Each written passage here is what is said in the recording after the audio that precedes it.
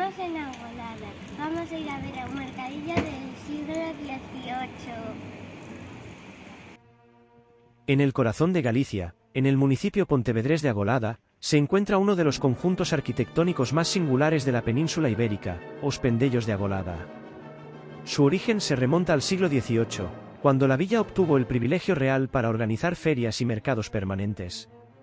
Para ello se construyeron los pendellos, edificios sencillos con muros de piedra, cubiertas de teja y soportales abiertos al exterior.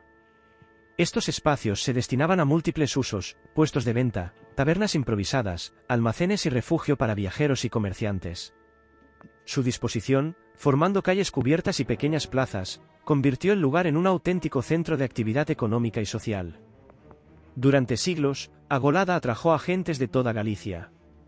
Aquí se negociaba ganado, tejidos, herramientas y productos agrícolas. Las ferias de Os Pendellos fueron motor económico y punto de encuentro para la comunidad hasta bien entrado el siglo XX. Con la transformación del comercio, el conjunto cayó en desuso y comenzó a deteriorarse. Sin embargo, su singularidad no pasó desapercibida.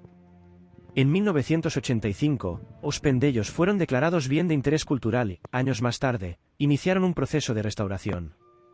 Hoy, el visitante puede recorrer sus calles empedradas, observar la organización del antiguo mercado y revivir la atmósfera de las ferias que marcaron la vida de la comarca.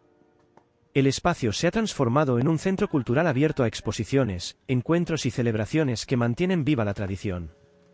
Os Pendellos de Agolada son mucho más que un conjunto arquitectónico.